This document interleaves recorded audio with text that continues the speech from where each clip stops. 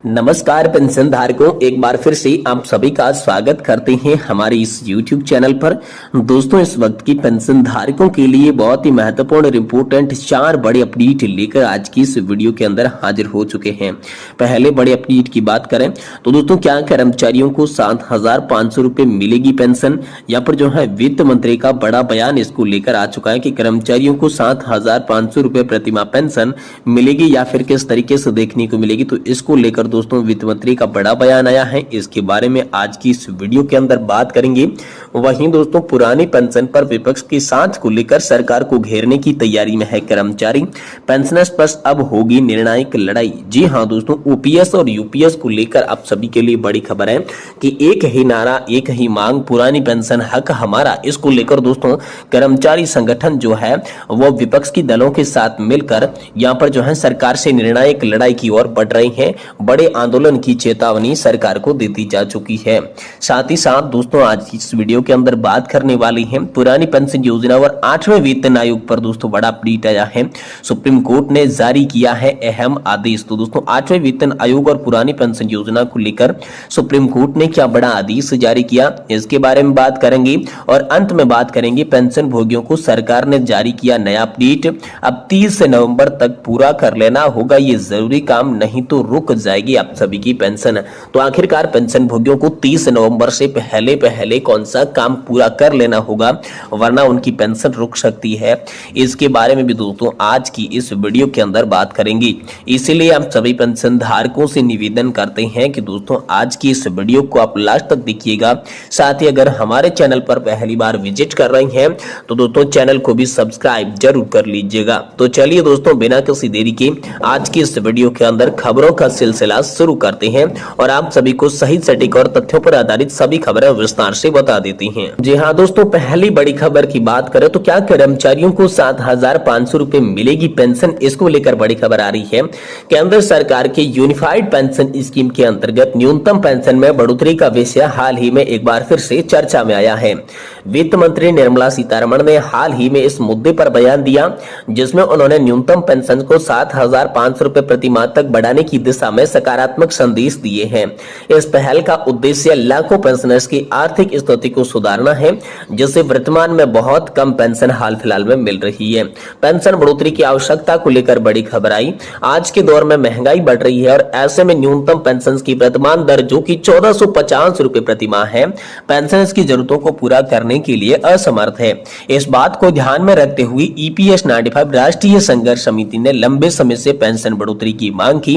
समिति में शामिल 78 लाख से अधिक पेंशनर्स, औद्योगिक क्षेत्र के 7.5 करोड़ कर्मचारी इसका समर्थन कर रही हैं। वित्त मंत्री ने इस मांग को गंभीरता से लेते हुए पूरा करने का आश्वासन दिया है। तो एनएससी का विरोध और पेंशनर्स की नाराजगी इसको लेकर देखने को मिली है। एनएससी के प्रतिनिधियों ने सरकार के समक्ष ये स्पष्ट किया कि लाखों पेंशनर्स को हर महीने केवल 1,000 रुपए से भी कम पेंशन मिल रही है, जो कि उनके जीवन यापन के लिए काफी नहीं है। इसी कारण से पेंशनर्स ने नाराजगी बढ़ रही है। वे सरकार के त्वरित समाधान की अपेक्षा कर रही हैं। एनएससी के उपाध्यक्ष ने यह भी कहा कि पेंशनर्स की इस मांग को पूरा करने के लिए सरकार पर दबाव बनाया जा रहा है।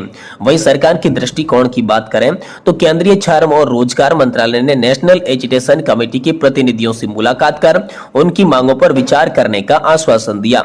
मंत्रालय का कहना है कि पेंशनर्स की आवश्यकताओं को ध्यान में रखते हुए न्यूनतम पेंशन की राशि बढ़ाने पर गंभीरता से विचार किया जा रहा है। वित्त मंत्री निर्मला सीतारमण ने भी इस बात का समर्थन किया कि सरकार जल्द ही समस्या का समाधान निकालेगी। तो दोस्तों, पेंशनर्स को यहाँ पर जो है बड़ी राहत मिल सकती है। अगर सरकार इस नियम को लागू करती है तो न्यूनतम पेंशन 7,500 रुपए तक कर देगी। तो ये पेंशनर्स के लिए एक बड़ी राहत हो जाएगी। इस कदम से पेंशनर्स और उनकी आवश्यकताओं को पूरा करने के लिए मदद मिलेगी और वे अपने जीवन शैली में बेहतर बना पाएंगे। सरकार के इस निर्णय से लाखों पेंशनर्स के जीवन में एक महत्वपूर्ण और सकारात्मक बदलाव आने वाला है। वहीं दोस्तों, अगली बड़ी खबर की बात करें तो पुरानी पेंशन योजना और यूनिफाइड पेंशन योजना को लेकर अब सभी के लिए बड़ी खबर है।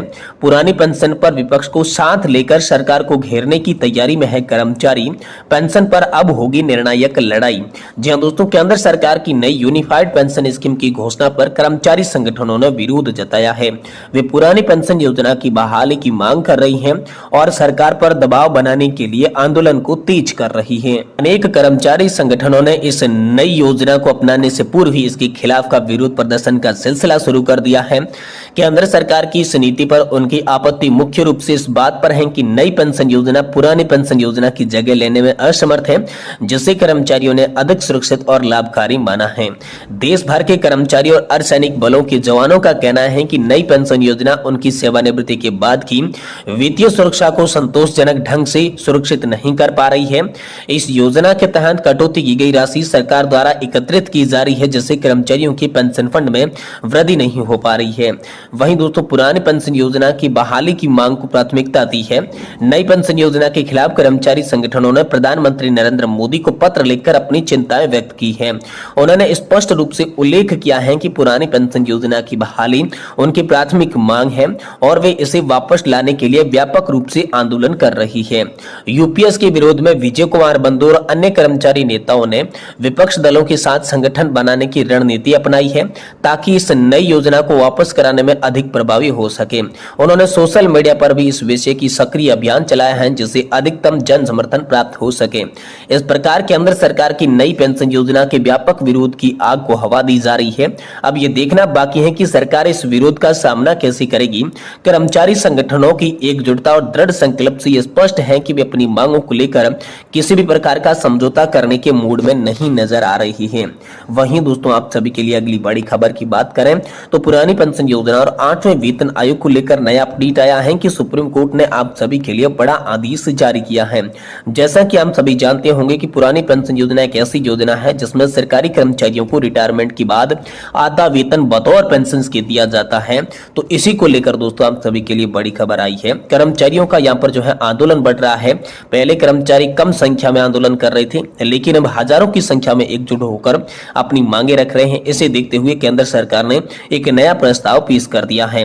इस प्रस्ताव में कहा गया कि सरकार कर्मचारियों को पुरानी पेंशन से थोड़ी कम पेंशन मिलेगी, लेकिन अहम बात यह है कि कर्मचारियों को पुरानी पेंशन की तरह हर महीने नियमित पेंशन मिलती रहेगी, लेकिन हर महीने नियमित पेंशन मिलती रहेगी जैसा कि पुरानी पेंशन योजना में मिला था। तो कर्मचारियों का मानना है कि नई पेंशन योजना में पुरानी पेंशन की योजना में तुलना के अंदर कम लाभ है और यहाँ पर जो है भविष्य सुरक्षित नहीं है। रिटायरमेंट के बाद मिलने वाले पैसे पर टैक्स भी देना पड़ता है। और पुरानी पेंशन योजना के लाभों की बात की जाए तो आधा वेतन मिलता था, रिटायरमेंट के बाद भी मिलता था, महंगाई भत्ता भी मिलता था, साल में 2 बार महंगाई भत्ते में बढ़ोतरी होती, आय की सुरक्षा भी होती और सेवानिवृत्त कर्मचारियों की आय पर कोई भी चिंता भी नहीं होती। ये लाभ पुरानी पेंशन योजना में थे, लेकिन नई पेंशन योजना में नहीं है। और पुरानी पेंशन योजना के लिए एक बड़ा अपडेट आया है। केवल 1 अक्टूबर 2005 से पहले नियमित कर्मचारी 10 वर्ष से सेवानिवृत्त शिक्षक भी आवेदन इसके लिए कर सकते हैं और 2005 के बाद कर्मचारियों को इसका लाभ नहीं मिलेगा। ये भी दोस्तों बात सामने आई है। इसमें न्यायालय का हस्तक्षेप भी हुआ है। जी हां, दिल्ली उच्च न्यायालय ने एक महत्वपूर्ण फैसला लिया। पुरानी पेंशन को वापस पाने की याचिका स्वीकार की। सरकारी कर्मचारियों के लिए पेंशन को यहाँ पर जो महत्व है उनको समझाया। तो दोस्तों यहाँ पर पुरानी पेंशन को लेकर देश भर में बहस जारी है। कर्मचारियों की मांग और सरकार के नए प्रस्ताव के बीच संतुलन की आवश्यकता है। न्यायालय के हस्तक्षेप ने ये मुद्दा और भी महत्वपूर्ण हो गया है। वहीं दोस्तों बात करें तो पेंशन भोगियों के लिए सरकार ने बड़ा अपडेट जारी किया है। अब 30 नवंबर तक पूरा कर ले ये जरूरी काम, नहीं तो रुक जाएगी आपकी पेंशन। जी हाँ दोस्तों, केंद्र सरकार ने पेंशन भोगियों के लिए खुशखबरी जारी की है। दरअसल केंद्र सरकार ने देश के 100 शहरों में 500 स्थानों पर अभियान शुरू किया है। सरकार की ओर से जारी बयान के मुताबिक 50 लाख पेंशन भोगियों का लक्ष्य बनाकर 17 पेंशन वितरण करने वाले बैंक, पेंशन भोगी कल्याण संघ, इलेक्ट्रॉनिक्स और सूचना प्रौद्योगिकी मंत्रालय की मदद से यह अभियान शुरू किया गया है। 1 नवंबर से शुरू यह अभियान 30 नवंबर तक चलेगा और केंद्र सरकार के दूर दराज के इलाकों में रहने वाले पेंशन भोगी, बीमार हो, विकलांग हो पेंशन भोगियों तक जीवन प्रमाण पत्र जमा करके डिजिटल तरीकों का लाभ जहाँ पर दिया जाएगा। यानी कि अगर आप 30 नवंबर तक अपना जीवन प्रमाण पत्र जमा नहीं करवाते हैं किसी भी तरीके से, तो दोस्तों आपकी पेंशन रुक जाएगी। ये बड़ा अपडेट हाल फिलहाल में केंद्र सरकार ने जारी किया है।